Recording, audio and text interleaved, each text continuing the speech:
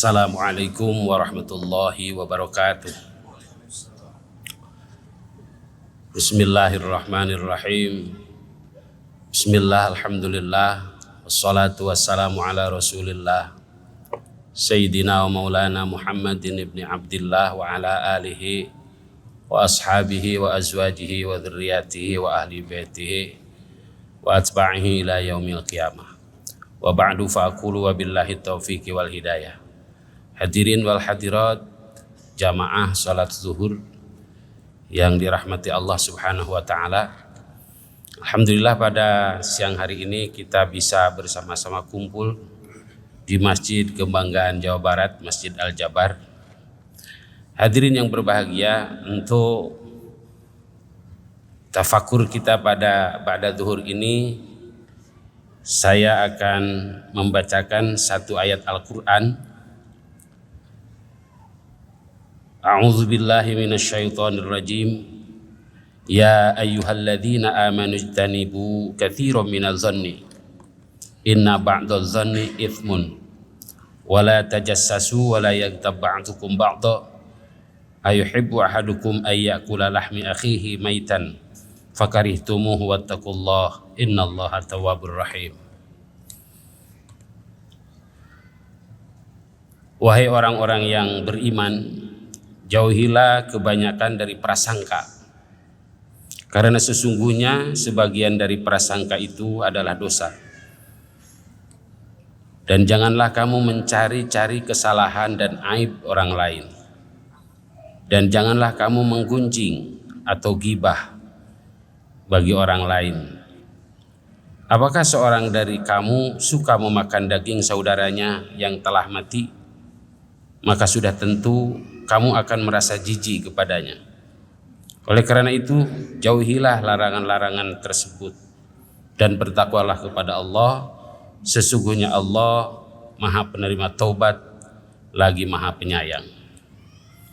Hadirin yang berbahagia,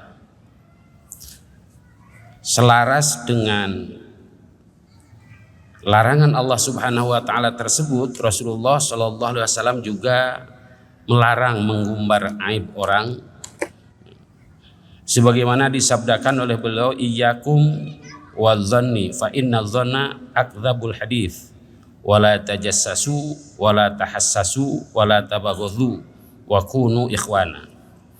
Artinya, jauhilah oleh kalian prasangka, sebab prasangka itu adalah ungkapan yang paling dusta, dan janganlah kalian mencari-cari aib orang lain.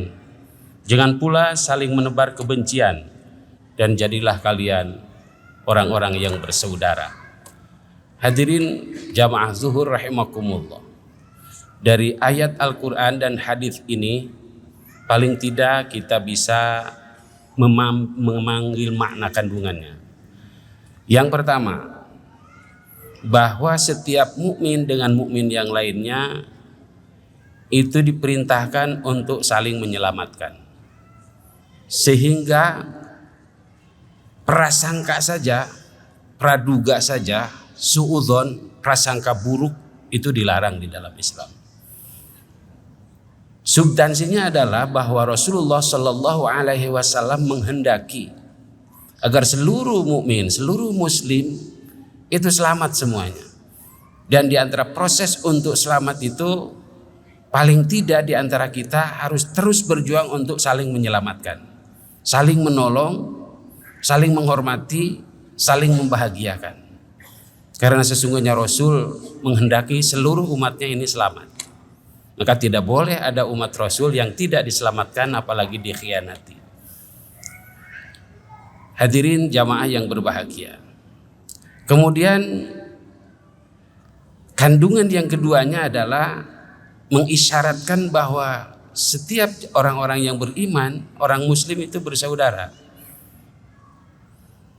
Menurut Profesor Quraish Shihab, yang disebut saudara adalah segala sesuatu yang ada persamaan dengan kita, itu saudara. Tetapi semakin banyak persamaan itu dengan kita, semakin kuat persaudaraannya itu. Semakin sedikit persamaannya, maka semakin tidak kuat persaudaraan itu. Misalnya di dalam saudara ini, Islam menandai bahwa saudara yang paling kuat itu saudara seagama. Itu dibuktikan misalnya nanti dipertanyakan di alam barzah, waman ikhwanuka, maka pasti jawabannya al muslimuna wal muslimat wal mu'minuna wal mu'minat ikhwani. Kemudian saudara yang terkuat di dalam Islam itu yang kedua adalah saudara yang senasab, seturunan. Itu ditandai dengan diturunkannya hukum waris oleh Allah Subhanahu wa taala. Tetapi selain daripada itu, saudara-saudara yang lain, apapun yang ada persamaan dengan kita itu saudara kita. Dan perilaku dengan saudara tentu saja yang terbaik adalah saling menyelamatkan. Jika ada saudara kita yang salah, saudara kita yang keliru, maka itu dilarang untuk melakukan ghibah, membuka aib seseorang. Dalam kamus besar bahasa Indonesia, aib itu paling tidak sesuatu yang kalau dibuka itu menjadi malu, orang menjadi terhina. Karena untuk itu membukanya menjadi haram, menjadi tidak boleh, karena mencelakai saudaranya. Hadirin yang berbahagia, terkait dengan kesalahan-kesalahan, seluruhnya kita ini tidak pernah yang tidak pernah berbuat salah. Karena menurut Rasul, orang yang baik itu bukan orang yang tidak pernah melakukan kesalahan, Pak. Tetapi orang yang baik itu adalah orang yang selalu sadar dan senantiasa bertaubat dari kesalahannya. At-taibu minadz-dzambi kamal la dzambala. Orang-orang yang bertaubat, yang kembali kepada kebaikan setelah berbuat dosa, itulah orang-orang yang baik.